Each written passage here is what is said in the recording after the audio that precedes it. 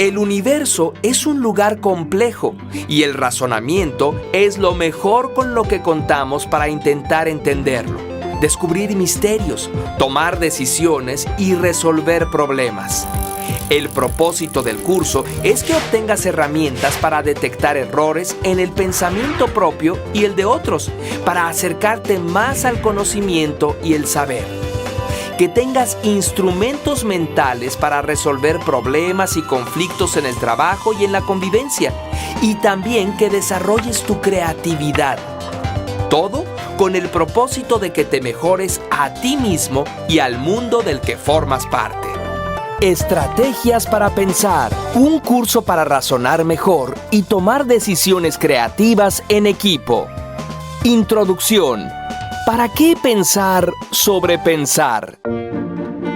Ay, no, la propuesta del tal Pérez es una reverenda tontería. Como todo lo que hace ese candidato. ¡Ey! Es una buena propuesta. No como todas las que hace García, tu candidato, al que idolatras. No puedo creer que seas tan ingenuo. ¿Ingenuo yo? Tú eres la que no ejercita su pensamiento crítico. No me digas que eres de esas enajenadas que siguen a Pérez como si fuera un dios. Ay, apenas que me estabas cayendo bien. Pues ni modo que fuera de esos manipulados por las mentiras de García. Eres un crédulo y te falta información. Yo creía que eras más inteligente. Ay. ¡Rosa! ¡Tito! ¡Vengan! ¡Vean lo que me encontré! ¡Está fascinante! ¿Qué tiene de fascinante? Es una bailarina. Tito, está muy bonita, Tina. Una bailarina de puntas en su pie derecho girando hacia la izquierda. ¿Pie derecho? ¿Qué te pasa? Se apoya en el pie izquierdo y gira hacia la derecha. Hoy solo te gusta llevarme la contra. ¿No ves que gira hacia la izquierda? O sea, es clarísimo que gira hacia la derecha en el sentido de las manecillas del reloj. Eso es lo fascinante. Puedes verla que gira a la derecha o a la izquierda si acomodas tu mente. ¡Wow! ¿Qué? ¿Cómo puede hacer eso nuestra mente? Nuestra mente puede hacer eso y muchas otras cosas maravillosas. Yo creo que su poder más increíble es lo que estás haciendo. Pensar sobre pensar. ¡Don Malaquías! Así que esta es su tienda. Yo sabía que vendía chucherías, no que se dedicaba a enseñar acerca del pensamiento. Díganos, don Malaquías, ¿por qué pensamos como pensamos? Sí, si Tito vive la misma realidad que yo, ¿por qué piensa tantas tonterías? ¡Qué tontito! Ah, ¿soy yo el que piensa tonterías? Eres tú la que no ve la realidad. Seguro aquí don Malaquías nos lo puede aclarar. ¿Hacia qué lado gira la bailarina, señor? Creo que se pueden aclarar sus ideas, pero en la tienda tengo algo que primero los va a confundir más. ¿Gustan pasar? ¡Sí! Don Malaquías tiene razón. Hasta donde sabemos, somos la única especie que puede reflexionar sobre su propio pensamiento. Aunque muchos animales tienen habilidades de pensamiento que les permiten aprender, resolver problemas, usar herramientas y hasta desarrollar lenguajes, somos los únicos que podemos pensar sobre pensar. Esta habilidad nos ha dado capacidades únicas. Al pensar sobre el pensamiento, podemos cambiar también nuestro comportamiento. Así evitamos repetir una y otra vez las mismas acciones y obtener los mismos resultados.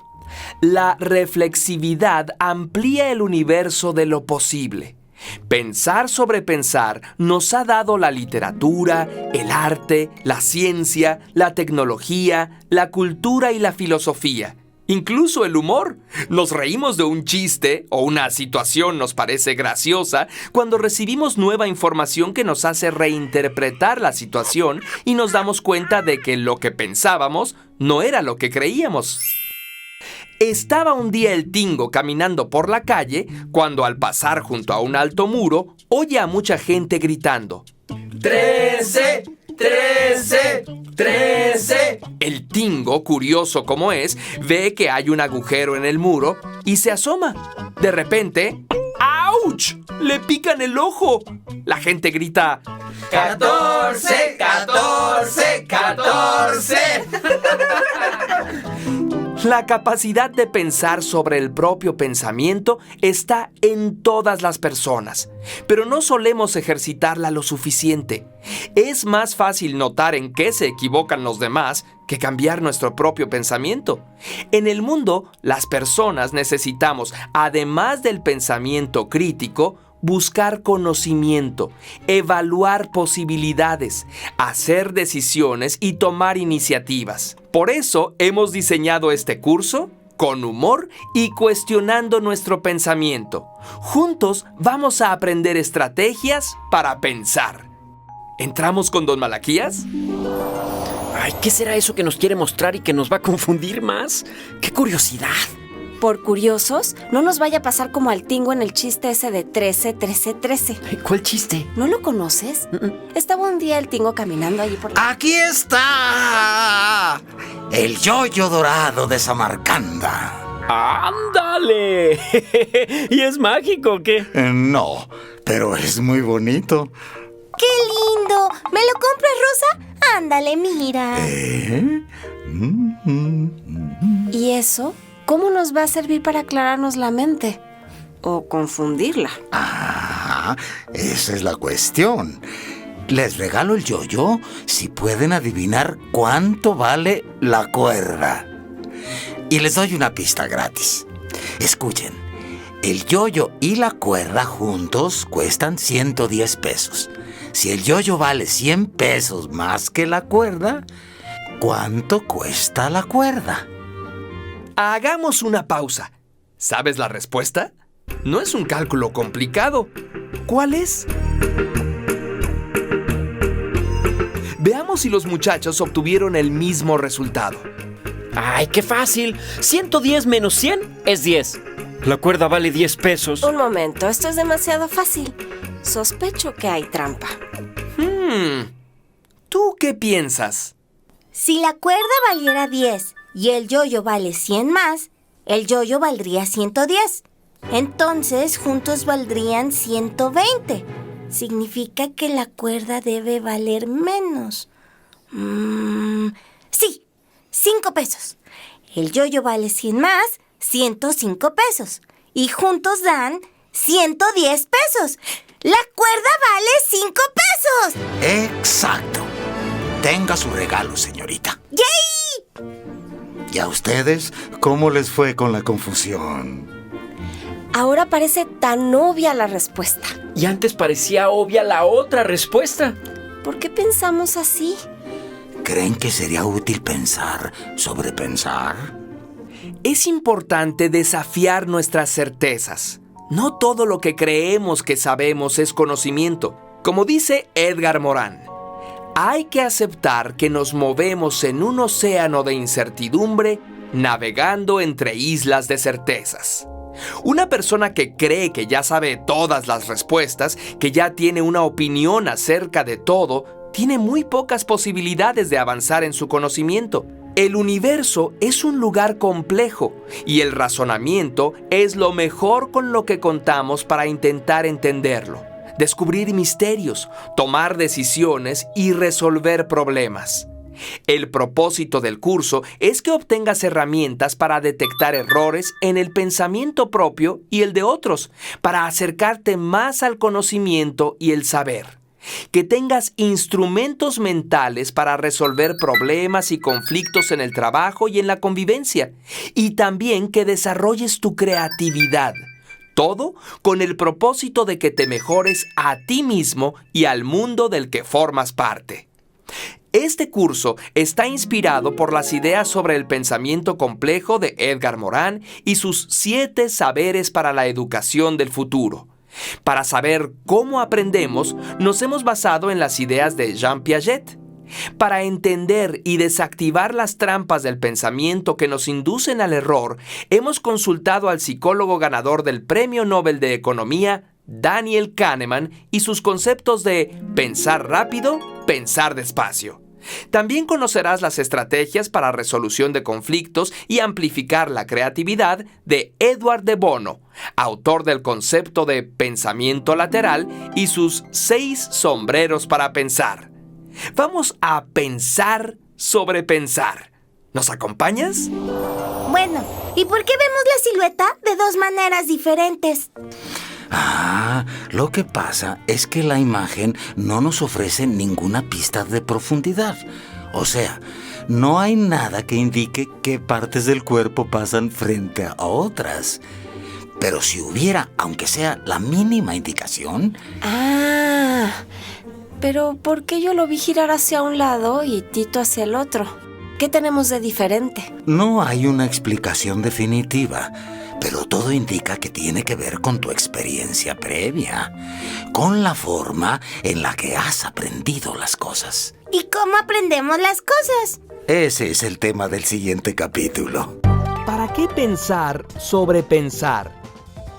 Vuelve a ver el video. En el minuto 1:28, en la parte donde está la bailarina girando, ¿hacia qué lado la ves girar? Intenta verla girar en el sentido contrario. A veces ayuda a cerrar los ojos un instante. ¿Lo lograste? Identifica y escribe una situación en la que haya sido útil mantener una opinión firme. Identifica una situación en la que haya sido más beneficioso cambiar de opinión. Capítulo 1. ¿Cómo aprendemos? Tiene nuestra atención, don Malaquías. ¿Por qué pensamos como pensamos? Bien, para entender por qué pensamos como pensamos, nos servirá preguntarnos, ¿cómo aprendemos? ¿Y cómo aprendemos? ¿Saben qué es esto? ¿Un huesito de metal? ¿Un 8 de acero? Parece parte de algo mecánico. Me parece que lo he visto antes. Es un pedazo de información que se puede convertir en un conocimiento. Bueno, metafóricamente. Ya verán por qué. Les presento a alguien que se pasó la vida estudiando el conocimiento y la manera en que aprendemos. Jean Piaget. Jean Piaget fue un psicólogo suizo que estudió cómo se va construyendo el pensamiento y la inteligencia. Observó sobre todo el aprendizaje en los niños. Descubrió que los humanos vamos aprendiendo en varias etapas a partir de que nacemos. El primer periodo es el llamado sensomotor. Al principio, las personas solo tenemos reflejos, como el asustarnos con los ruidos fuertes, succionar lo que nos acerquen a la boca o agarrar lo que nos pongan en la mano. En este periodo aprendemos a movernos y a percibir el mundo a través de nuestros sentidos.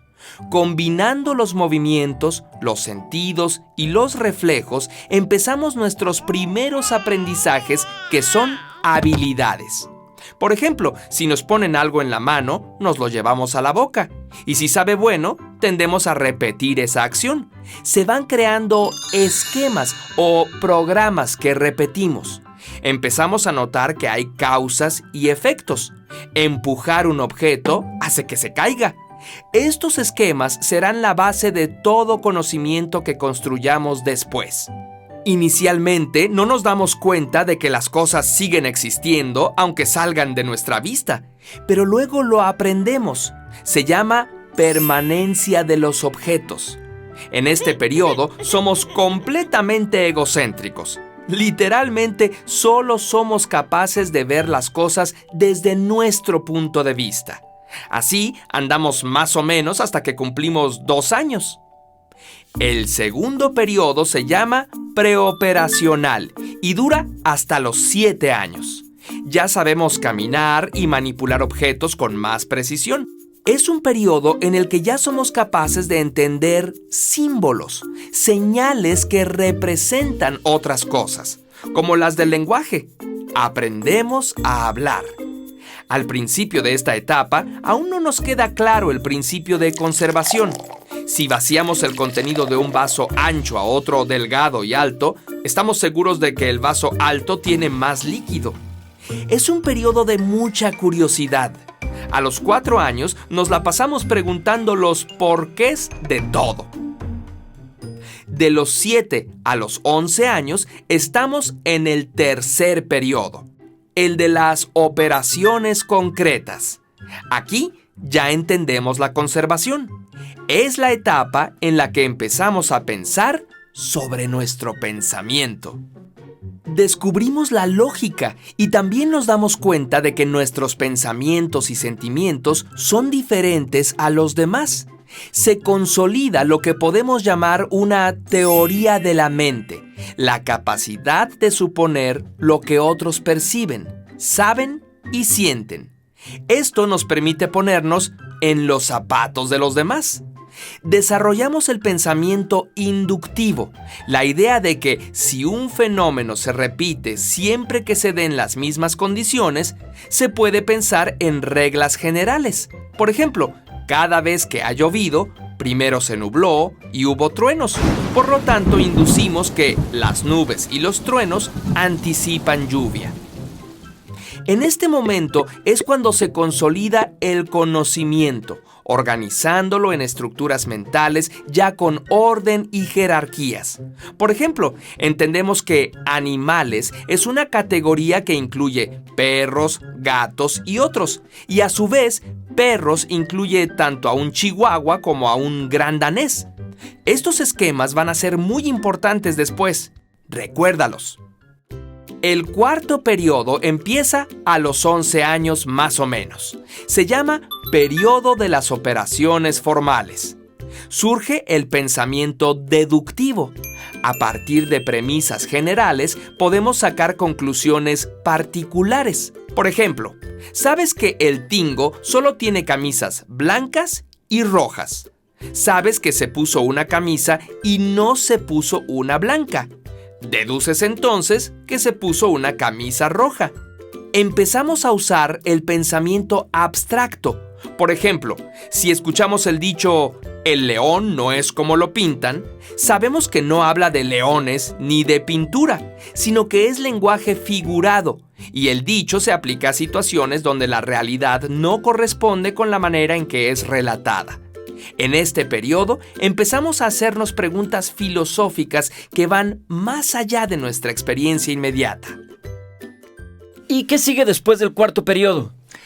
Según Piaget, este periodo dura el resto de nuestra vida, enriqueciéndose y complejizándose. Yo sospecho que es posible ir más allá de la cuarta etapa, más allá del pensamiento formal.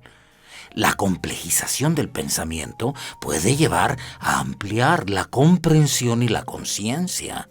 Si se quedan, hablaremos de eso en episodios posteriores. Oiga, don Malaquías, ¿cómo funciona eso de los esquemas? Verás, los esquemas son la manera en la que organizamos lo que vamos aprendiendo. Los esquemas son modelos mentales. Para poder adquirir conocimientos y habilidades, necesitamos que formen parte de estructuras en nuestra mente. Si no, no entran. Podemos poner una analogía así. Un esquema es como el librero donde colocamos los libros que forman nuestro conocimiento. Cuando somos muy pequeños, aún no tenemos esquemas y por eso es muy difícil que tengamos recuerdos anteriores a cierta edad. Poco a poco vamos construyendo esquemas, primero muy sencillos y después más complejos. Al proceso de integrar nuevos conocimientos a tus esquemas le llamamos asimilación. Pongamos un ejemplo sencillo. Este es nuestro amigo el Tingo cuando era un niño pequeño. Le enseñaron que hay una categoría de animales llamada perro, a los que identifica como animales peludos de 4 patas, porque en su casa tiene un perro así llamado Fido.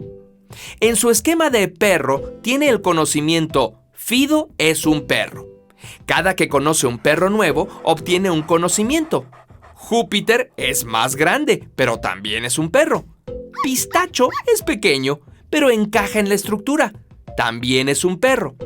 Incorpora en su esquema que los perros pueden morder y ladrar, y va entendiendo que hay perros de varios tipos.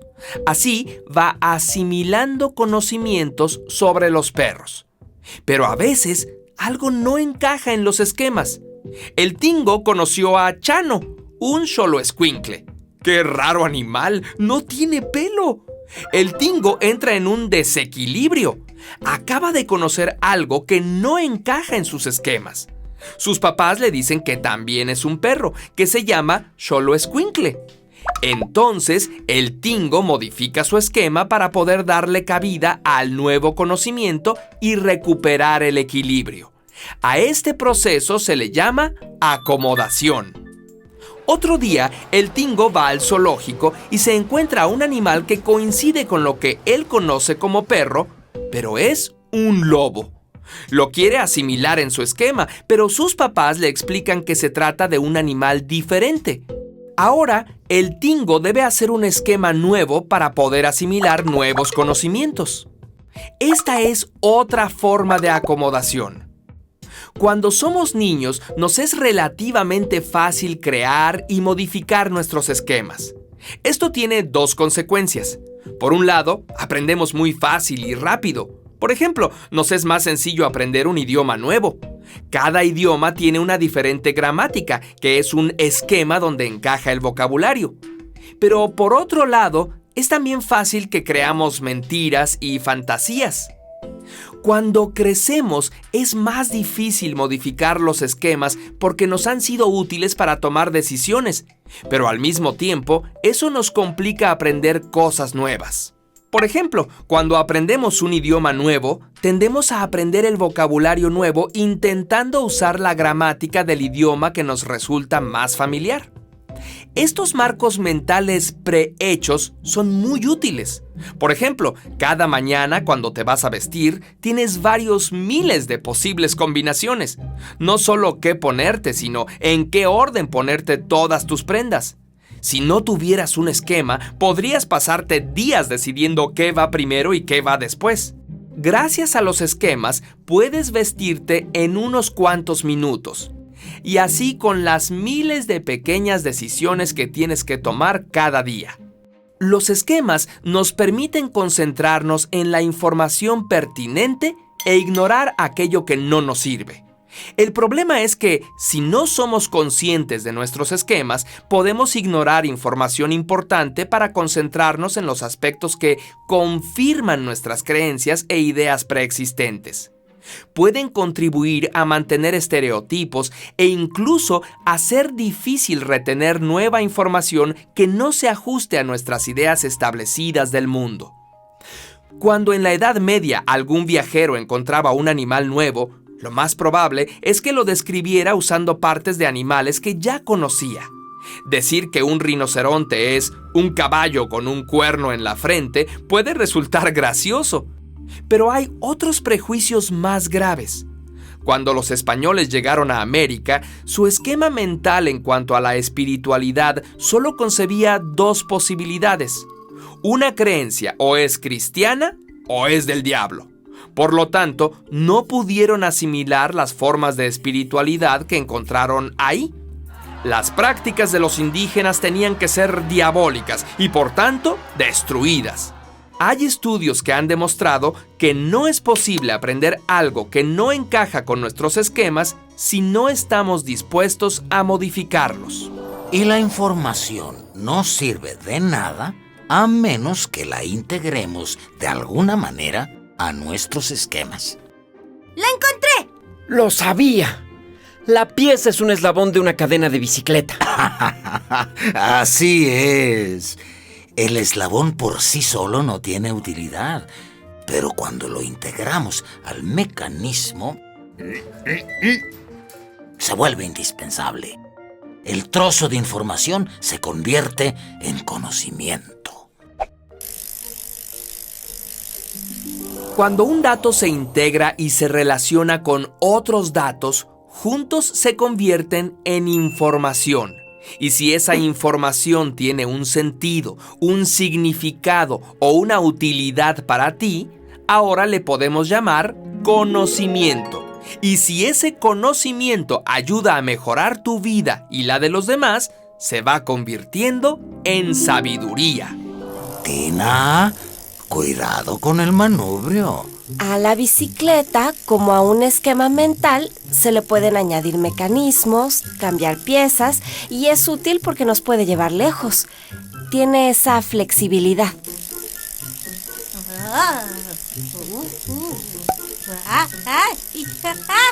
Pero al mismo tiempo no puede ser tan floja o flexible que se caiga a pedazos. Sospecho que si nuestros esquemas mentales no tuvieran cierto rigor, sería muy fácil creer cualquier cosa y que nos engañen. Ay, ay, ay, ay, ay, ay. Así es. Afortunadamente, la humanidad ha desarrollado un esquema que a la vez es sólido y flexible. La ciencia. Y eso lo veremos en el siguiente capítulo. ¿Cómo aprendemos? En tu cuaderno. En el video usamos la analogía de un rompecabezas o un librero para referirnos a los esquemas mentales. ¿Se te ocurre otra manera de representarlos? Escríbelo y explica por qué. Anota 3 esquemas mentales que te sean útiles en la actualidad. Identifica y anota qué edad tenías cuando formaste esos esquemas mentales. Anota 3 esquemas mentales que creas que ya no te son útiles. Capítulo 2. ¿Cómo crear conocimiento? Todos sabemos que la ciencia es muy importante, pero ¿qué la hace tan especial? Cuando pienso en ciencia, pienso en una enorme biblioteca donde se van juntando todos los conocimientos que ha ido acumulando la humanidad. La imagen de la biblioteca es muy bonita, pero muy rígida, ¿no crees? ¿Qué pasa si un libro no cabe en los estantes? Antes de hablar de la ciencia en especial, déjenme preguntarles algo. ¿Qué clase de conocimientos podemos aprender? Pues muchísimos. Podemos aprender geografía, recetas de cocina, judo, botánica, a escribir.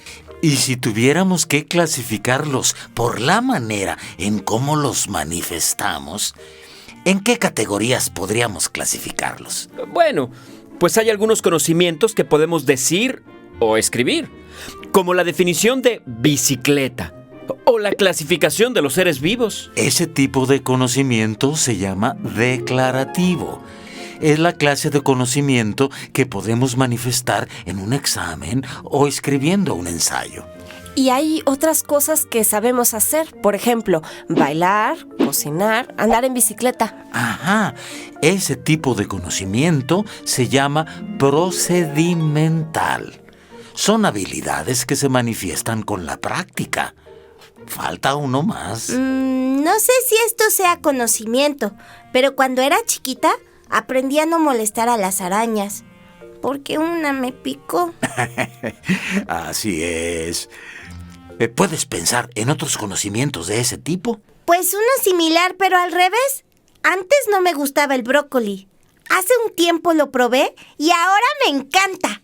¿Es conocimiento? Sí, es un cambio en tu actitud.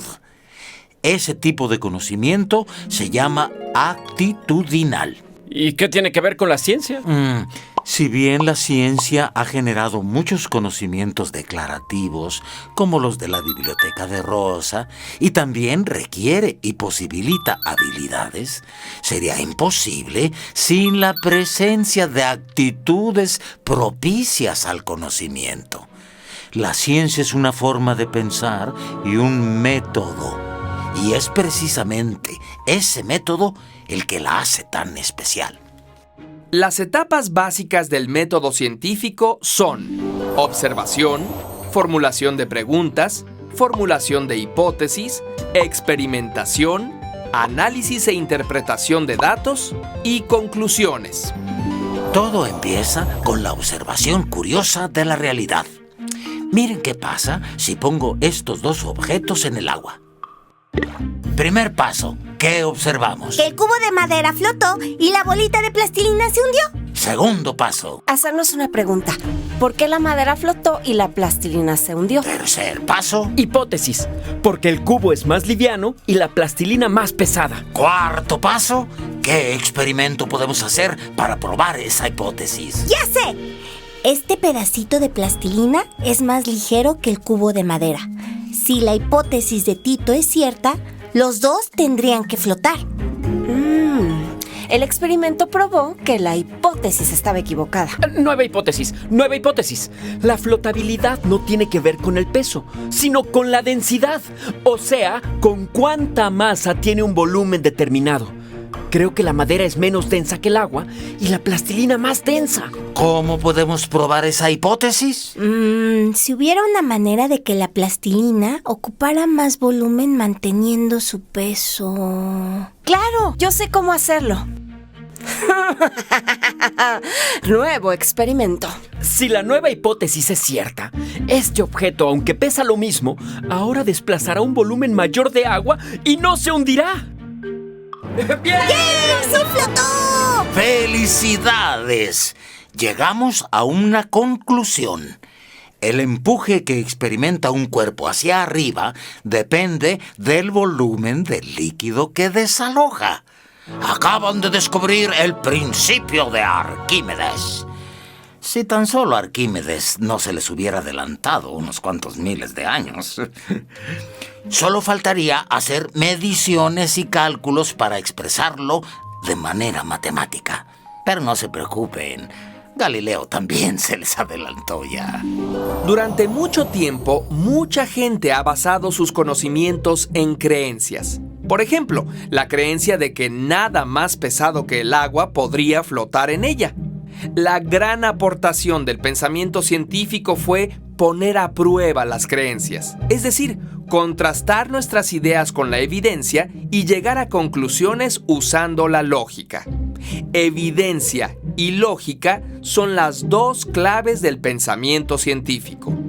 Conforme se van acumulando evidencias específicas, se usa el razonamiento inductivo para proponer principios y leyes científicas generales. Si cada vez que, dadas ciertas condiciones, ocurre el mismo fenómeno, podemos pensar que hay un principio general detrás de todos los fenómenos. Por ejemplo, la observación de los movimientos de los objetos en la Tierra y de los planetas en el espacio llevaron a Newton a la conclusión de que obedecían a los mismos principios, lo que llevó a la formulación de las leyes de la gravitación universal.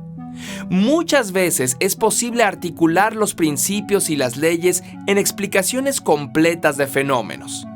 Estas explicaciones se llaman teorías y también están basadas en evidencias y en lógica. En una teoría científica, todos los principios y las observaciones encajan.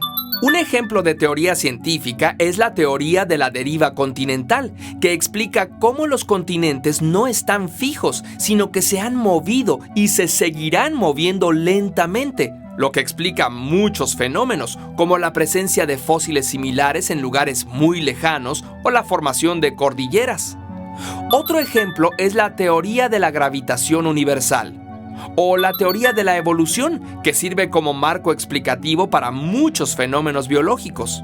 Ahora bien, el razonamiento inductivo no es perfecto.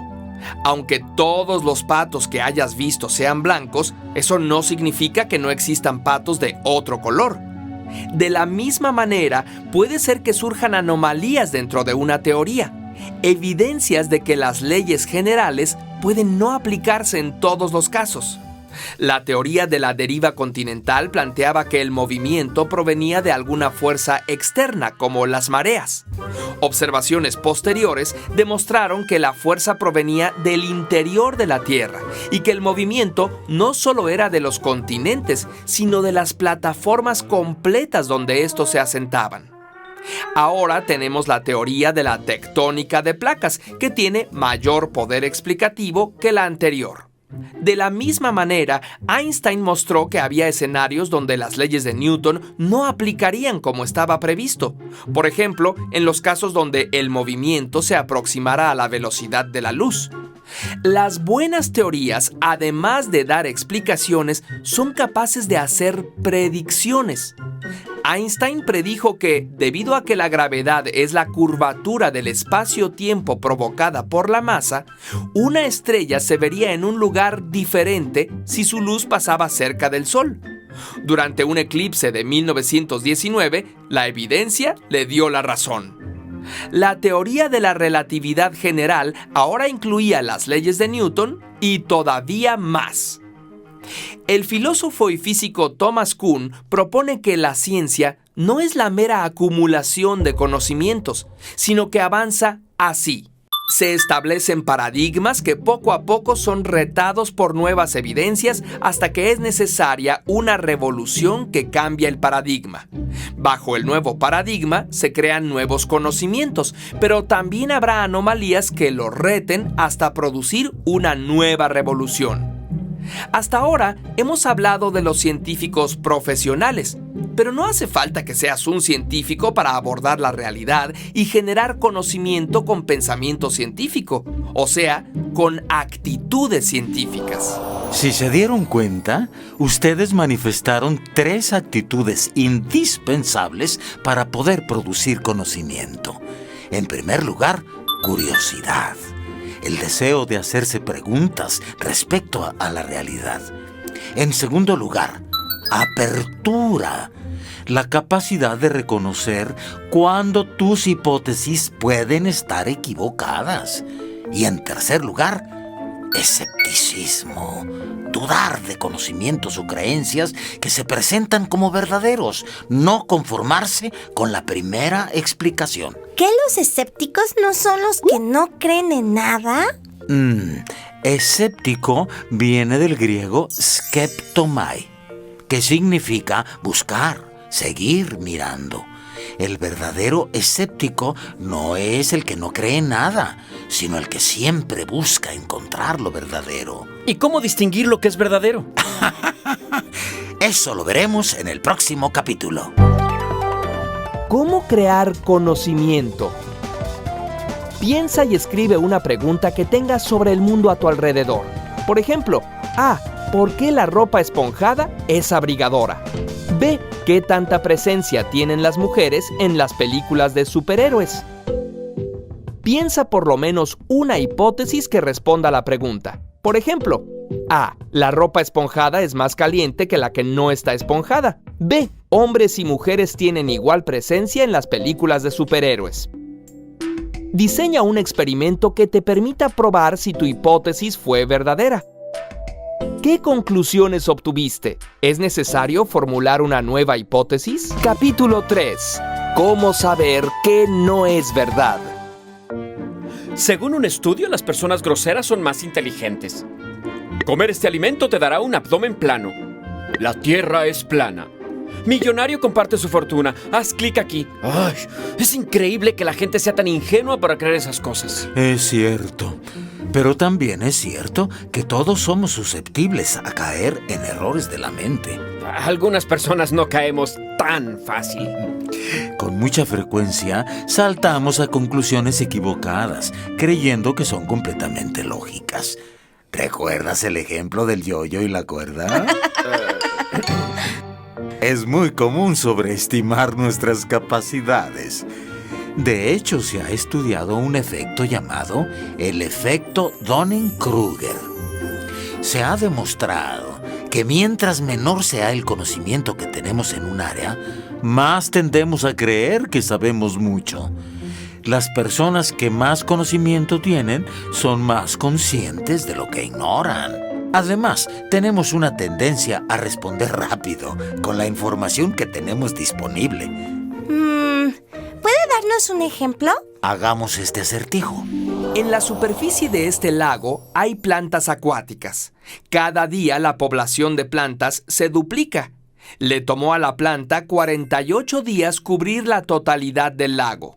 ¿Cuántos días le tomó cubrir la mitad?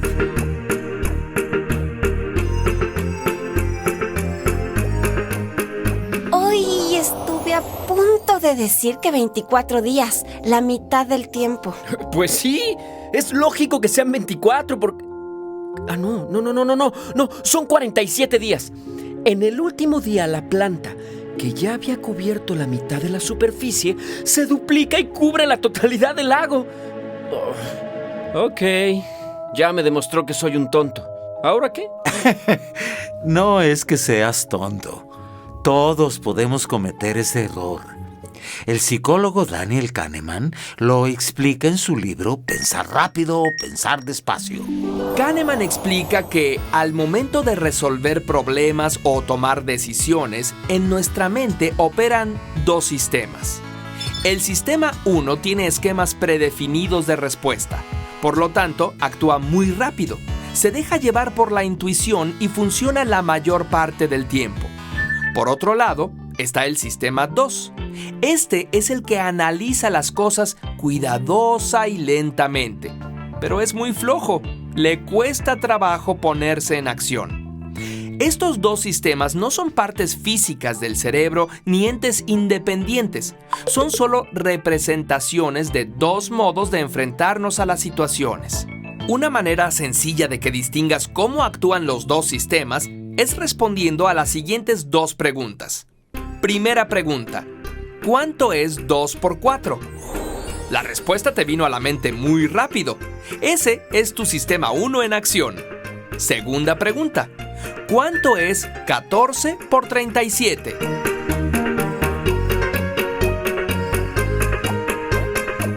Si eres como la mayoría de las personas, esta pregunta te tomó más tiempo.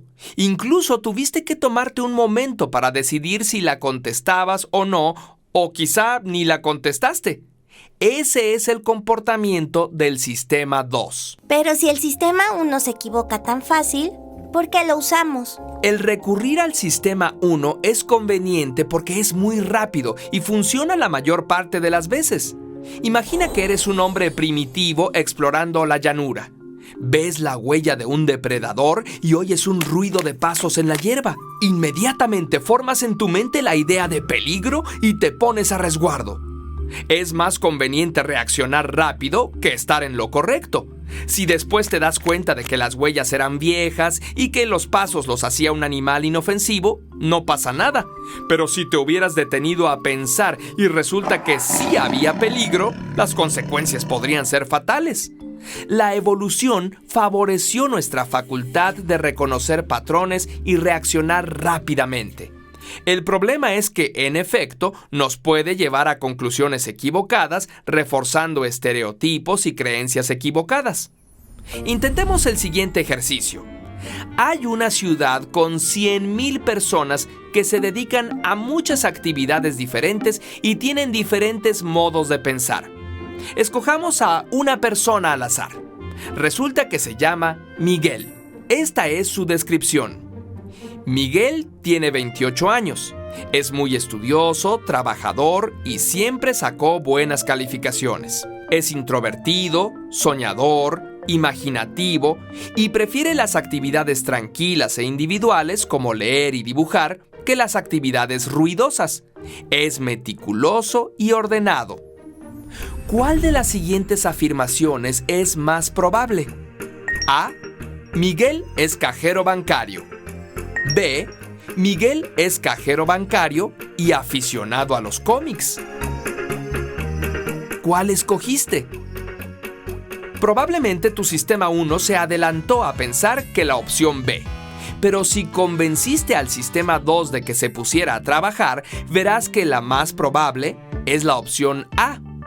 No es una opinión, es una verdad matemática.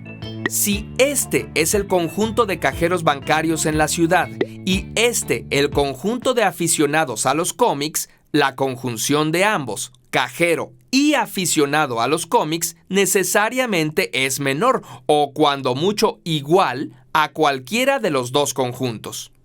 Este tipo de errores del pensamiento es un sesgo cognitivo y hay muchos como para enumerarlos todos. Estos son algunos de los sesgos más comunes a los que nos empuja nuestro apresurado sistema 1. El efecto halo. Sucede cuando juzgamos a la totalidad de una persona a partir de las primeras características que le conocemos. Es muy común que pensemos que una persona atractiva y pulcra sea también confiable o amable, por ejemplo. Si un alumno saca mala calificación en un trabajo al principio del curso, es muy probable que el profesor siga calificándolo duramente, aunque la calidad de sus trabajos mejore. Si un político nos gusta o nos disgusta desde un principio, es muy difícil que sus acciones futuras cambien nuestro punto de vista. Hay estudios que demuestran una clara tendencia a creer como verdaderas afirmaciones que están escritas con una letra clara, grande y formal, en comparación con afirmaciones que están escritas con letra pequeña y poco formal. ¿Cuál de estas dos afirmaciones es la verdadera? La Segunda Guerra Mundial acabó en 1943. La Segunda Guerra Mundial acabó en 1946. Respuesta: ninguna. La Segunda Guerra Mundial acabó en 1945. Sesgo de confirmación. Ocurre cuando buscamos y recordamos información que refuerza nuestros esquemas mentales e ignoramos aquella que los contradice. Por ejemplo, si creemos que cierto grupo social es más propenso a la violencia, recordaremos más fácilmente las noticias donde dicho grupo fue violento e ignoraremos aquellas en las que fueron generosos o responsables. Efecto de arrastre. Tiene lugar cuando adoptamos una opinión solamente porque mucha gente la tiene. Daniel Kahneman dice: para algunas de nuestras creencias más importantes no tenemos la menor evidencia fuera de que las personas a quienes creemos y en las que confiamos mantienen esas creencias. Las personas pueden mantener una fe inquebrantable en una afirmación, por absurda que sea, si se sienten respaldadas por una comunidad con su misma mentalidad. La aversión a la pérdida. Somos muy renuentes a perder algo que tenemos o en lo que ya hemos invertido. Imagina que has gastado mucho dinero en poner un negocio. De repente te das cuenta de que el lugar en el que te instalaste es terrible y que lo más probable es que no ganes nada.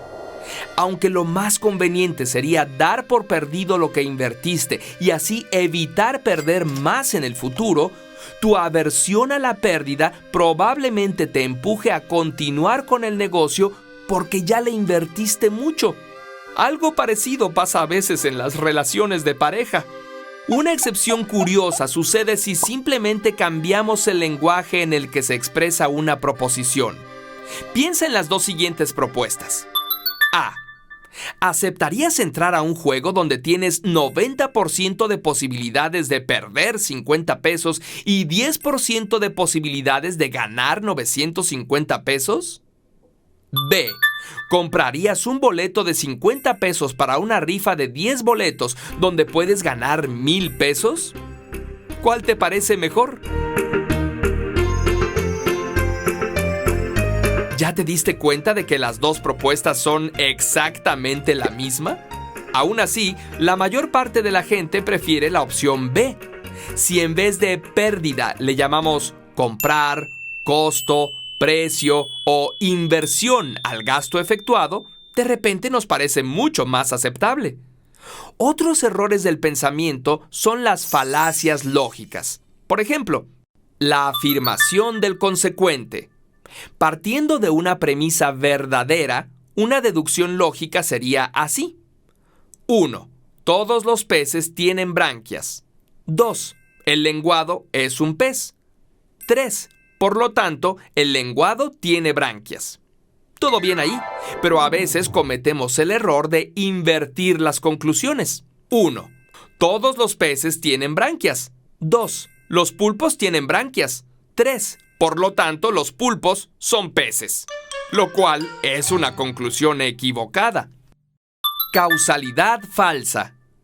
Es cuando pensamos que, como dos eventos suceden uno después del otro, entonces el que ocurrió primero debe ser la causa y el que ocurrió después, la consecuencia. Muchos de nuestros esquemas mentales funcionan relacionando causas y consecuencias, por lo que es muy fácil incurrir en esta falacia. 1. Este mes aumentó la venta de helados.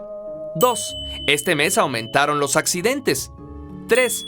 La venta de helados provocó un aumento en los accidentes este mes. Si es que hay una correlación entre los dos eventos, no necesariamente es que uno haya causado el otro. Puede ser que los dos tengan una causa común o que de hecho no tengan vínculo alguno y la correlación sea pura casualidad. Por ejemplo, esta es la cantidad de películas en las que ha aparecido Nicolas Cage cada año. y la cantidad de personas que ha muerto ahogada en piscinas. Eso se llama correlación espuria. ¿Nunca has pensado que, como usaste cierta prenda cuando ganó tu equipo, fue la prenda la que trajo suerte para el triunfo? ¿O que como te tomaste cierto remedio durante una gripe y la enfermedad se acabó, fue el remedio el que cortó la enfermedad? En el último caso, podría ser que hubiera una relación, pero no necesariamente. Muchos factores pudieron haber influido en la remisión del padecimiento, y un solo caso es una muestra demasiado pequeña para sacar conclusiones. Para llegar a conclusiones válidas, los científicos hacen estudios estadísticos comparando grupos y controlando los factores que podrían o no influir en los efectos obtenidos. Falso dilema. En nuestro pensamiento cotidiano solemos trabajar en términos binarios. Si la puerta no está abierta, está cerrada. Si el tren no está aquí, está en otro lugar. Esta lógica funciona bien en muchas situaciones, pero no en todas. Probablemente esta sea de las falacias más peligrosas, porque lleva a afirmaciones como estas, que son a todas luces falaces. Si no estás con nosotros, estás a favor del terrorismo. La única manera de ganar es que el otro pierda. ¿Aceptas pelear o eres un cobarde? La manera de desmontar este argumento es presentar otras opciones. Hay maneras de oponerse al terrorismo que no impliquen apoyar a ese político específico. ¿Hay maneras de salir beneficiado de una negociación sin derrotar a la otra parte? ¿Hay maneras de resolver un conflicto valientemente que no signifiquen pelear? Casi siempre la respuesta es sí. Las falacias son muchas. Te invitamos a investigar más. En la descripción de este video te dejamos algunos enlaces interesantes. Es muy claro cómo los políticos y los publicistas se pueden aprovechar de los errores del pensamiento para hacernos creer cosas. Y esto nos puede ayudar a debatir mejor, porque podemos detectar fallas en los argumentos de otros cuando estemos discutiendo. Y más importante, detectar fallas en nuestro propio pensamiento. Eso es lo más difícil. Somos muy buenos encontrando los errores en el pensamiento de los demás y pésimos encontrando los errores en nuestro propio pensamiento. La idea es que siempre pensemos con el sistema 2. No, eso sería imposible. No podríamos ni hacer las cosas más sencillas si todo lo estuviéramos cuestionando. La recomendación es mejorar nuestra capacidad para reconocer situaciones en las que es probable que cometamos errores. La voz de la razón puede ser mucho más tenue que la voz alta y clara de la intuición errónea. En cualquier caso, detectar estos errores nos puede ayudar a tomar mejores decisiones. Achí eche. Muchas veces las decisiones no son individuales, sino que involucran a más personas. Eso lo complica todo. Efectivamente. Hablaremos de eso en el próximo capítulo. ¿Cómo distinguir qué no es verdad? Abre tu red social o sitio web favorito y busca 5 noticias. Trata de identificar todas las falacias que te sea posible en cada noticia. Busca algo que tú mismo hayas publicado y haz un esfuerzo por buscar si incurriste en alguna trampa del pensamiento. Capítulo 4. ¿Cómo entendernos con los demás? ¡Miren! Es una figura original de la película La Noche del Triceratops. ¡Wow! ¿De qué se trata la película? Nunca la he visto. Ay, me acuerdo que la vi. Es una película espantosa, aburrida y mal hecha. ¿Qué? No, es un clásico. Acción, aventura, comedia, drama. Ay, por favor, las únicas partes que hacen reír son las de drama. No tiene profundidad. ¿Que no tiene profundidad? ¿Y la escena donde Tridínamo hace una disertación existencial cuando pierde la gema ilimitada? Oh, pretenciosa. ¿Y de qué se trata la película? De la búsqueda de la justicia. De unos dinosaurios en moto. Creo que es un buen momento de recordar la antigua parábola de los ciegos y el elefante. Se trata de una historia budista del año 1000 antes de nuestra era. Aquí está nuestra versión. Cuenta la leyenda que en un remoto pueblo vivían 3 personas que no podían ver. Un vecino les contó que al pueblo alguien había llevado un elefante. ¿Un elefante? ¿Qué es eso? Dijo el primero. Yo no sé. Nunca he visto uno. Dijo la vecina. Pues tenemos que ir a conocerlo. Dijo la segunda. Pues vamos. Dijo el tercero. Vayan y me cuentan de regreso. Respondió la vecina.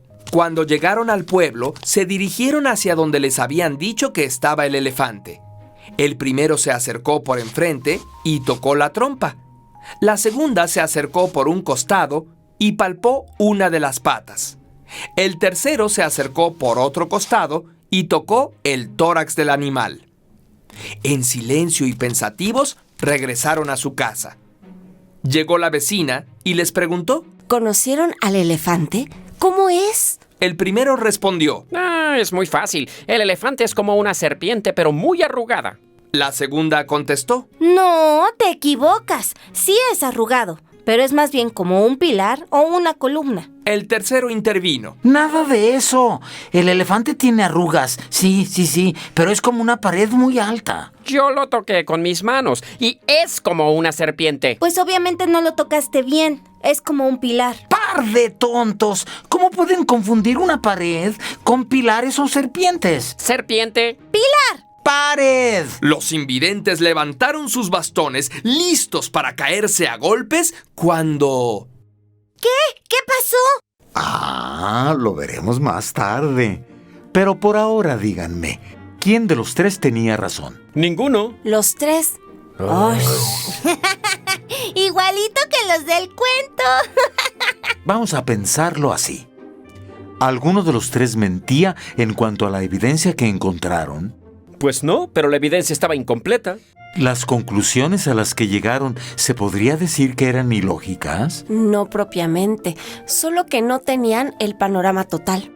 Entonces, en casos como este, la pregunta sería, ¿sirve de algo discutir quién está en lo correcto y quién equivocado? En el mundo occidental, heredero de la tradición griega y romana, hemos desarrollado poderosas herramientas mentales que nos sirven para argumentar. Desde la dialéctica de Sócrates hasta la dialéctica de Hegel, ha sido útil pensar en oposiciones, ideas contrarias que se enfrentan hasta determinar cuál tiene valor y cuál no.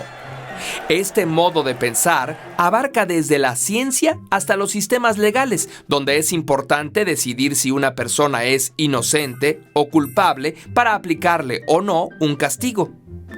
Edward de Bono dice que este sistema de confrontación ha sido tan útil que lo aplicamos en más situaciones de las que es necesario.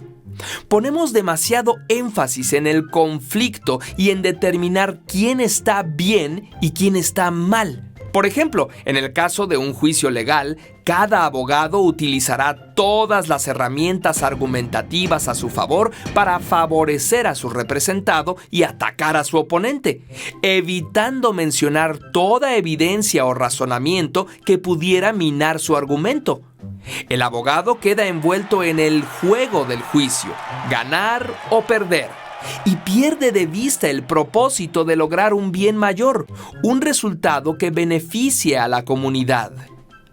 Resulta revelador cómo en la vida cotidiana es muy raro que hagamos uso de la lógica explícita, excepto cuando queremos probar que otro está equivocado. Primero el poeta griego Arquíloco, luego Isaiah Berlin y ahora Daniel Kahneman han usado la analogía del erizo y el zorro para exponer 2 diferentes actitudes ante la vida. El erizo representa a alguien con certezas que tiende a interpretar la realidad desde una única perspectiva. Mientras tanto, el zorro está abierto a nuevas interpretaciones y experiencias. El erizo tiende a pensar que quienes no piensan como él están simplemente equivocados. El zorro se pregunta, ¿por qué los otros piensan así? ¿Qué información tienen que yo no? Habrás notado que muchas discusiones en Internet suelen sostenerlas erizos protegiendo sus ideas y lanzando sus púas a los demás. El erizo puede ser un experto con mucha experiencia y por lo tanto muy seguro de sus afirmaciones. pero es muy difícil que admita sus errores. El zorro puede ser más inexperto y por lo tanto más inseguro, por lo que obtiene más información y es más probable que llegue a conclusiones correctas.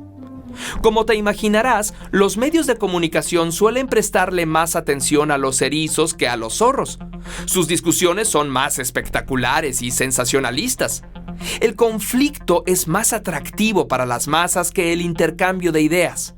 Dos erizos tomando bandos opuestos respecto a un asunto y atacando las ideas idiotas del otro hacen un gran programa de televisión. Mientras tanto, los zorros tienen un pensamiento más complejo.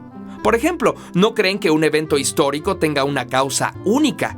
Un erizo diría: la culpa de que tal país esté mal es de tal político o tal evento histórico. Un zorro diría: pero también hay que tomar en cuenta la situación económica, geográfica e histórica de ese país. Los erizos pueden ser grandes líderes cuando logran condensar en unas cuantas ideas los sentimientos de grandes grupos sociales.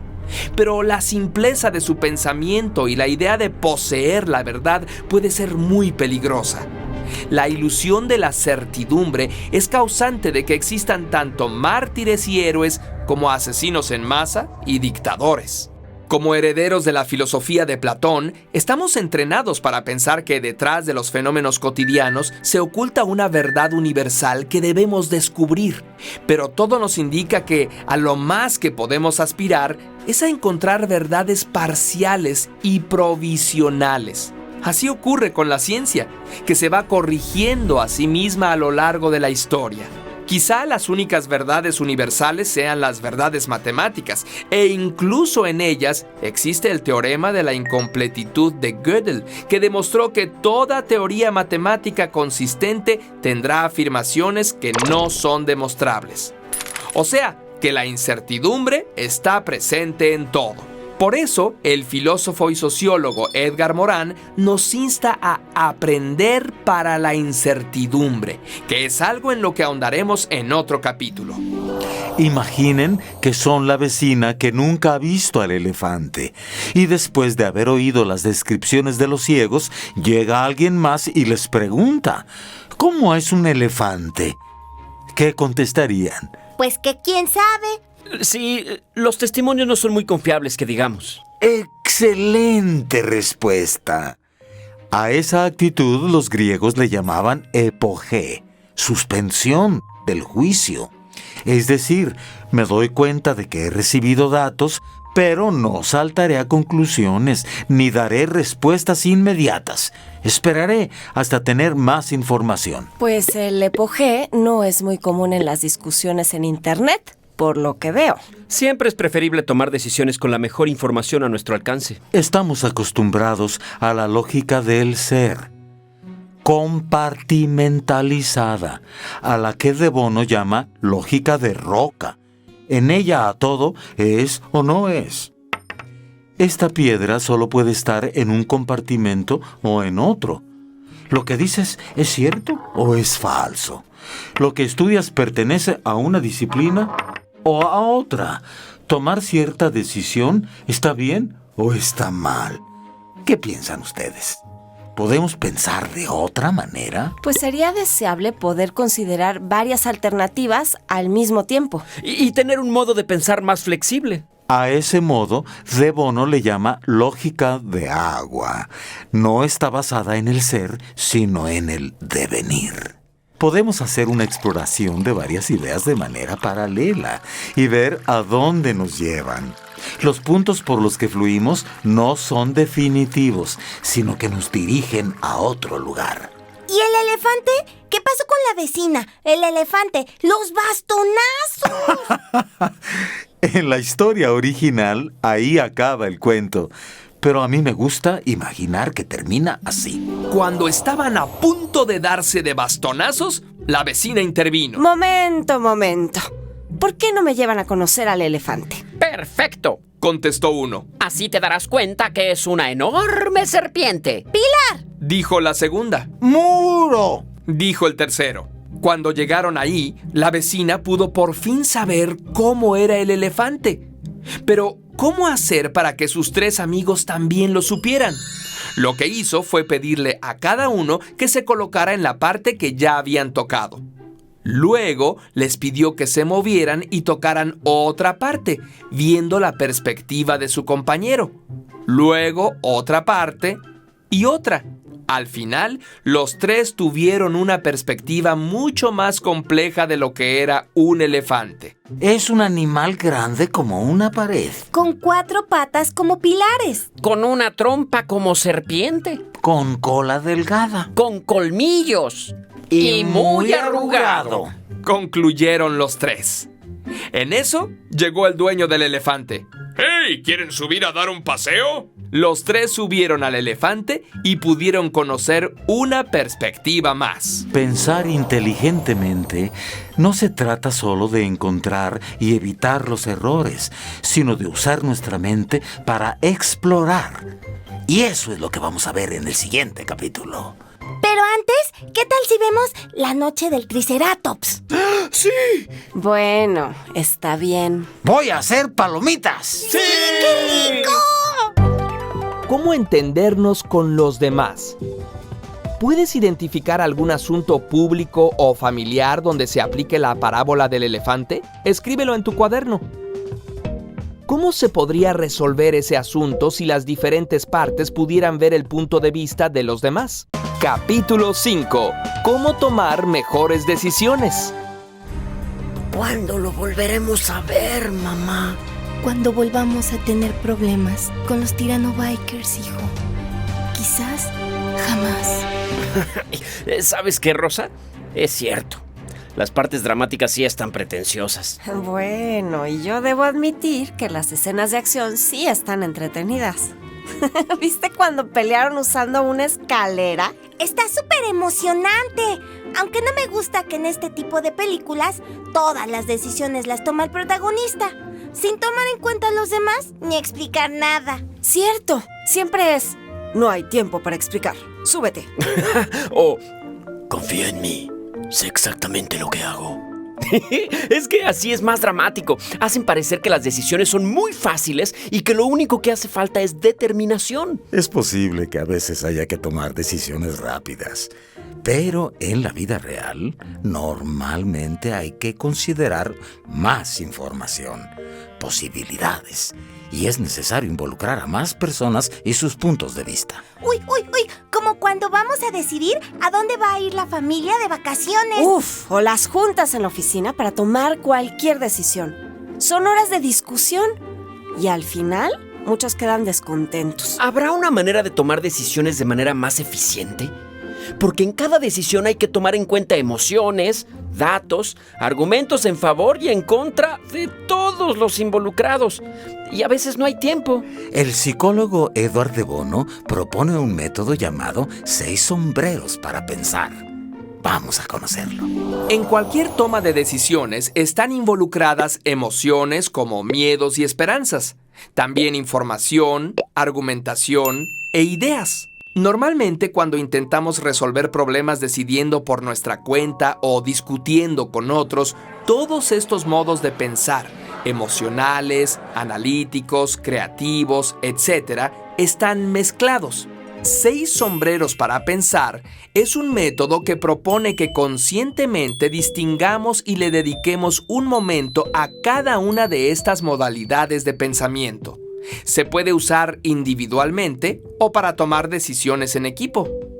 En una situación óptima, este método ayuda no solo a tomar mejores decisiones en las que sea más probable que todos queden conformes, sino que también acelera los procesos. Algo que podría llevar muchas horas de discusión se podría resolver en algunos minutos. La idea básica es usar alternativamente 6 sombreros imaginarios que representan 6 modos de pensar. El sombrero blanco que representa la información pura, el sombrero rojo del pensamiento emocional, el negro que encuentra objeciones y críticas, el amarillo que ve las ventajas y las posibilidades, el verde que representa el pensamiento creativo y el azul que es el que organiza a los demás. Es importante no identificar a las personas con los sombreros. Son modos de pensar que todos los involucrados pueden ejercitar. Aunque habrá algunas personas que sean más hábiles con ciertos sombreros, recuerda, los sombreros no son tipos de personas. Todos los involucrados deberían participar con todos los sombreros. El poder del método reside en que se aprovecha la experiencia, inteligencia y conocimiento de todos, porque supone que todos, aunque tengamos ideas diferentes, tenemos el mismo propósito. La unión hace la fuerza. El método consiste en acordar cuál es el problema o decisión que se debe abordar, proponer una secuencia en el uso de sombreros y luego pedir a cada quien que participe haciendo que se ponga el sombrero imaginario en turno, absteniéndose de decir cualquier cosa que no corresponda con dicho sombrero. La idea es que cada quien participe por 1 minuto, pero que si siguen haciendo aportaciones válidas, no se interrumpa el flujo de ideas. Los sombreros pueden usarse en cualquier secuencia que se crea conveniente, pero es buena idea definir la secuencia con anterioridad y siempre empezar y terminar con el sombrero azul. A veces conviene terminar con el sombrero rojo para expresar cómo nos sentimos después de la sesión. Veamos con más detalle cada uno de los sombreros. Sombrero blanco. Piensa en papel y en neutralidad. Traer puesto el sombrero blanco nos permite dar información y datos duros, sin dar opiniones, solamente los hechos. Es muy importante en este momento suspender el juicio. No se trata de saltar a conclusiones y dar datos que apoyen nuestra conclusión. Por ejemplo, si alguien dice, como la gente prefiere comida más saludable, las ventas de productos de soya han aumentado un 25%. El dato es que las ventas han aumentado un 25% y los motivos son solo una opinión, a menos que haya datos que demuestren esa aseveración. Las únicas opiniones que se permiten en este momento son las que se presentan como información. Por ejemplo, el presidente de la sociedad de alumnos no está de acuerdo con la reducción de vacaciones. Con el sombrero blanco nos ponemos en el papel de un explorador o un científico que recaba notas para usarlas después. Se vale dar información que no sea muy precisa siempre y cuando expresemos el grado de precisión. Prácticamente todos los niños entran a estudiar en agosto es un dato perfectamente válido. Si 2 personas presentan datos contradictorios y son relevantes, por ahora no se entra en discusiones sobre su validez. Se mantienen los 2 datos como posibles. Ya se discutirán después con el sombrero negro. Sombrero rojo. Supuestamente deberíamos evitar que las emociones nublen nuestro pensamiento. Es imposible. Las emociones vienen de cualquier manera y últimamente tomamos decisiones para sentirnos mejor. Las emociones le dan relevancia a nuestro pensamiento. Este sombrero nos da permiso de expresar nuestros sentimientos, emociones e intuiciones. No sé por qué, pero ir a esa playa siempre me ha disgustado. Me emociona mucho empezar este proyecto. Siento que el vendedor nos está mintiendo. Las emociones no necesitan justificarse. Lo que sí puede hacerse es afinarlas y definirlas mejor. Dices que la idea de hacer más dulces las paletas te hace sentir mal. ¿Puedes detallar mejor tu sentimiento? Sí, el darle más azúcar a los niños no me parece saludable y me hace sentir culpable. El sombrero rojo nos permite ser más poéticos si eso nos ayuda a explicarnos mejor. Embarcarme en el proyecto me produce una ligera desazón, no tanto una falta de entusiasmo, sino una nostalgia por las otras oportunidades perdidas. Sombrero negro. El sombrero pesimista es el sombrero de la precaución. Este sombrero nos impide que intentemos cosas imposibles, peligrosas, ilegales, poco éticas o dañinas para el mundo. Ponernos este sombrero nos permite usar todas las herramientas de la lógica y la argumentación para corregir errores en el pensamiento. Dices que la causa de la violencia es la poca salud mental, pero otros países tienen los mismos niveles de salud mental y la violencia es menor. En este momento tenemos permitido decir todas las razones por las que algo podría salir mal. Seguramente aceptar ese proyecto nos traerá más recursos, pero ya no tenemos personal. Si lo aceptamos, renunciaremos a nuestras horas de descanso. Todas estas objeciones deben tomarse en cuenta. Como estamos acostumbrados a la confrontación y argumentación, es muy fácil caer en la tentación de usar el sombrero negro en cualquier momento. Debemos ponerle un límite y usarlo solo cuando hayamos acordado. El sombrero negro se limita a encontrar errores y le deja al amarillo hacer las propuestas para corregirlos. Sombrero amarillo. El sombrero optimista, el de las posibilidades y las propuestas. Este sombrero busca destacar cualquier beneficio que pueda traer una sugerencia. El sombrero amarillo nos permite no solo destacar los beneficios de una propuesta, sino que pide que hagamos nuevas propuestas. Todas las que se nos ocurra, sin importar lo descabelladas que parezcan, deben ponerse sobre la mesa. Habrá algunas sugerencias que sean imposibles. Aún así debemos describir la ruta para poder formar un mapa y tomar la mejor decisión. La palabra clave del sombrero amarillo es construcción. Ya le tocará al sombrero negro detectar y corregir las fallas. El énfasis no está en la tarea impuesta de resolver un problema, sino en la libertad de encontrar oportunidades. Al sombrero amarillo le conciernen las oportunidades y la especulación, encontrar todo lo que podría salir bien. Toda planeación tiene como motivación el mejor escenario posible. La única manera de iniciar algo es pensando en los logros que obtendremos. El sombrero amarillo encuentra las oportunidades y le deja al verde buscar las maneras novedosas de acercarnos a ellas y aprovecharlas. Sombrero verde. Piensa en las plantas, la originalidad y la vida. El sombrero verde es el de la creatividad. Su misión es proponer nuevas ideas, cosas que no habíamos pensado antes. No es posible forzarnos a tener nuevas ideas, pero sí es posible dedicarle un tiempo específico a buscarlas. En esta etapa, no es necesario ser cauteloso para evitar errores. Al contrario, se nos invita a arriesgarnos, aunque al principio parezca que las ideas no tienen sentido. El análisis por sí solo no nos propone soluciones. Incluso en la ciencia, la serendipia juega un papel importante. A Kekulé se le ocurrió la estructura del benceno en un sueño, y Fleming descubrió la penicilina gracias a un accidente. ¿Es posible provocar estos acontecimientos fortuitos? De Bono propone estos ejercicios como provocaciones para estimular el pensamiento lateral.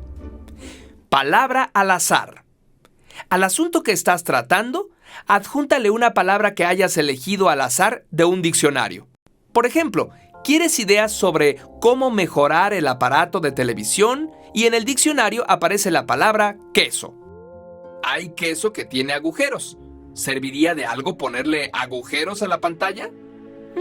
Quizá no simples agujeros, sino ventanas que te permitieran ver qué hay en otros canales al mismo tiempo. Inversión. Toma una proposición de sentido común e inviértela.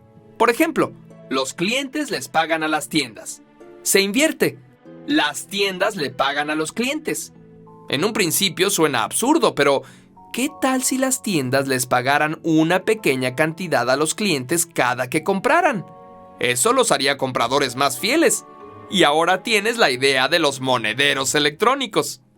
Pensamiento desiderativo. Sugiere una fantasía que no podría ocurrir. Completa la frase, ¿no sería magnífico si...? Por ejemplo, las fábricas contaminan el río porque no usan el agua que ellas mismas contaminan. ¿No sería magnífico que las fábricas estuvieran río abajo de sí mismas? Esta frase parece no tener sentido, pero sí se puede obligar a las fábricas a descargar el agua río arriba y abastecerse río abajo para que tomen una sopa de su propio chocolate. Esta legislación ya funciona en varios países. Cambio de enfoque. A veces es necesario responder a una pregunta diferente a lo que se ha hecho. Pensar fuera de la caja para responder lo que realmente importa.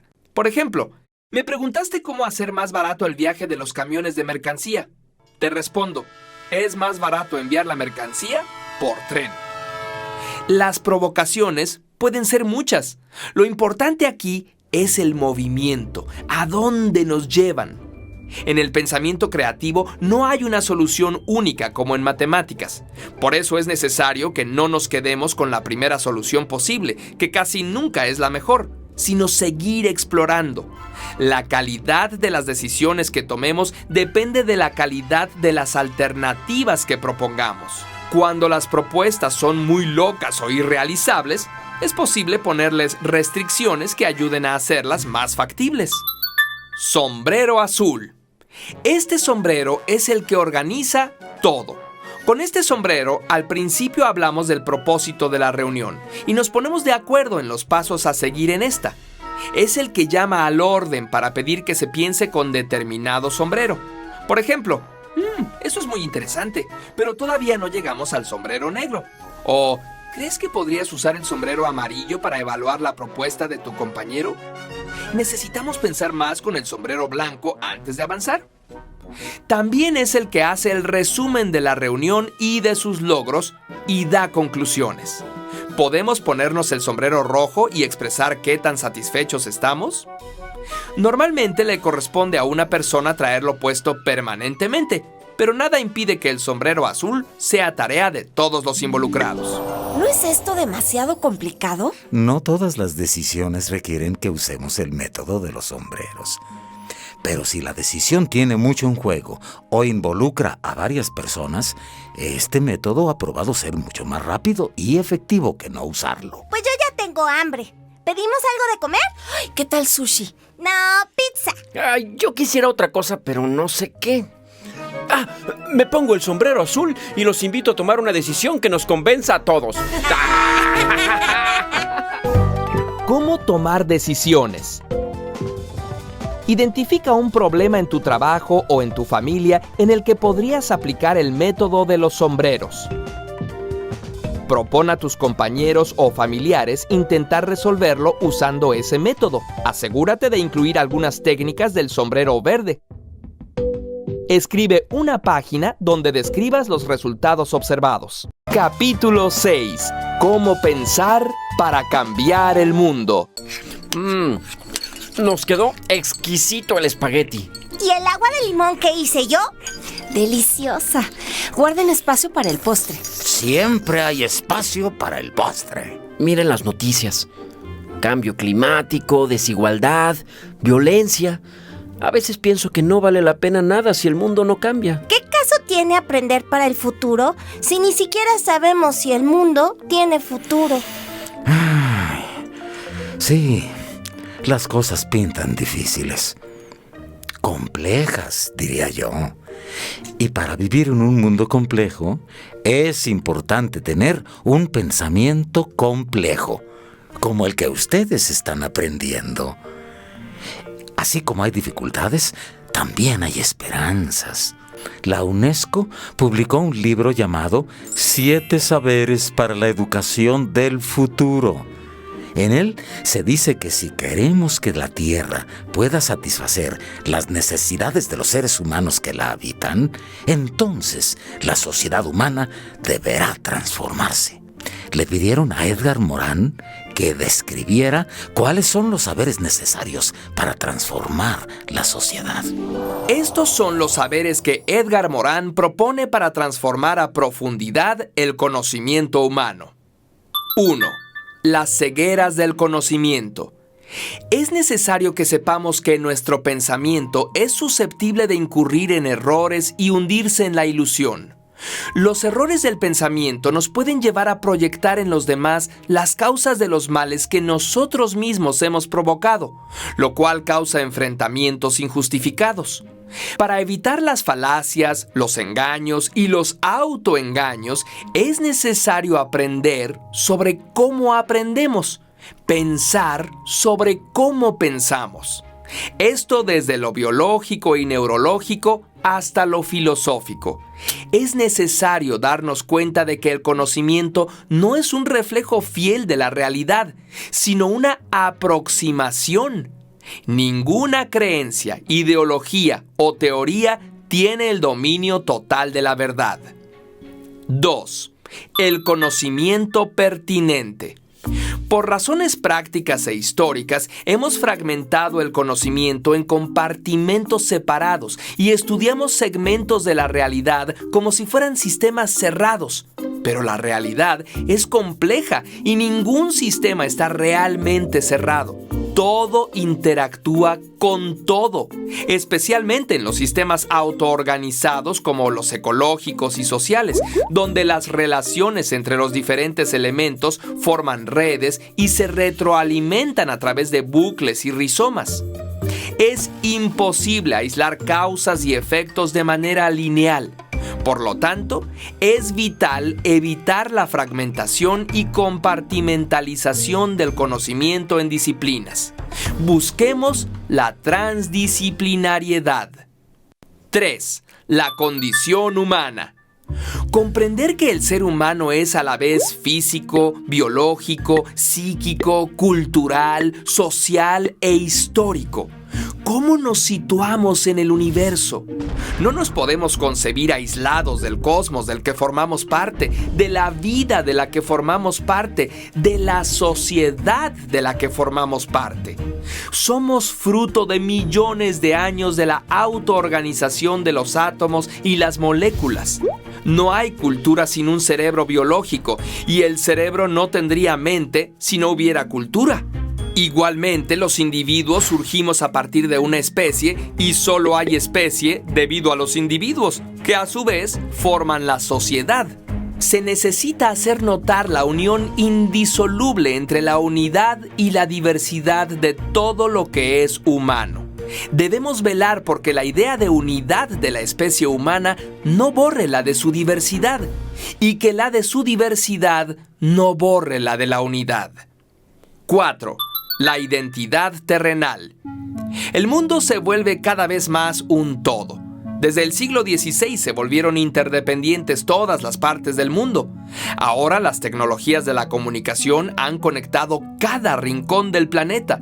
Todos los humanos, confrontados desde ahora con los mismos problemas de vida y muerte, viven en una misma comunidad de destino.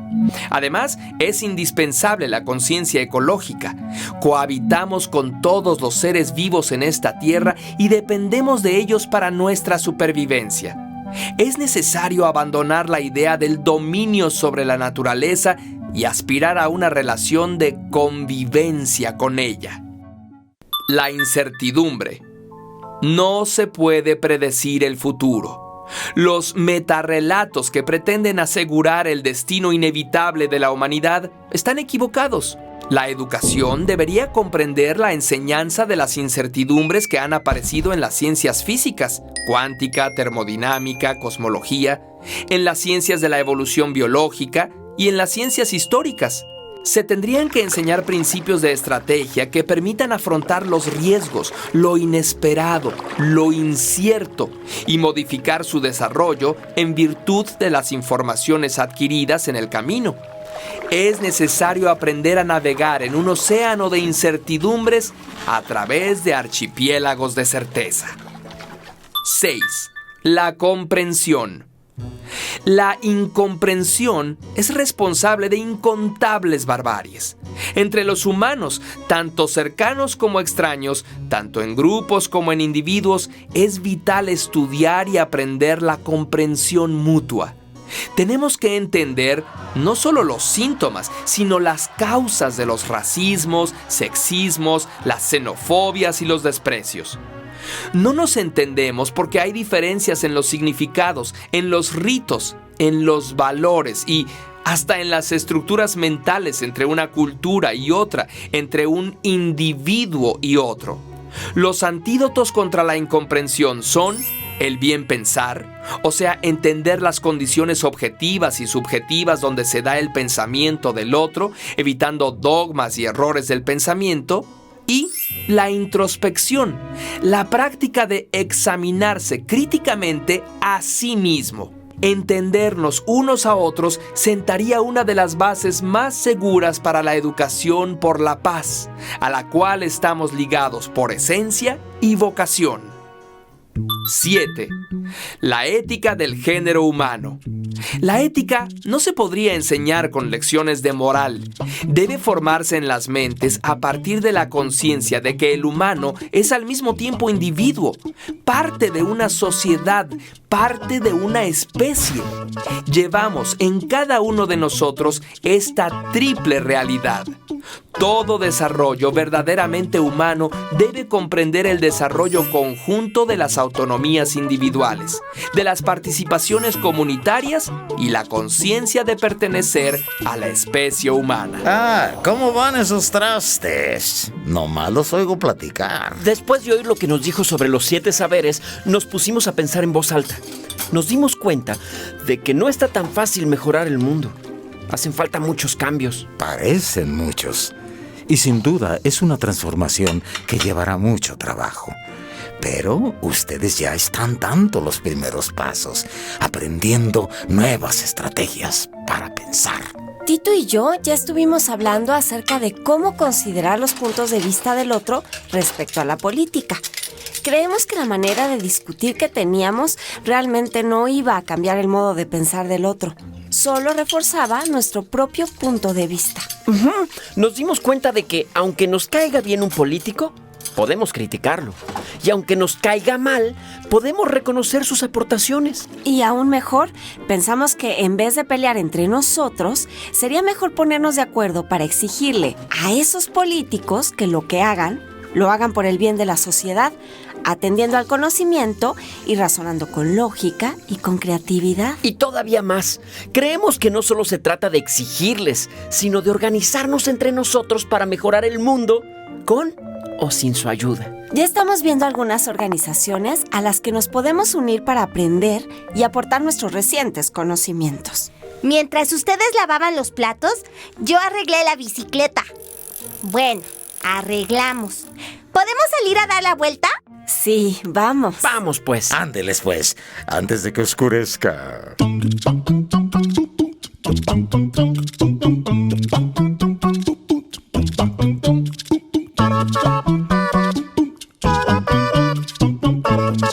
Te recordamos que todos los temas que hablamos en este curso están tomados de los autores Edgar Morin, Edward de Bono y Daniel Kahneman.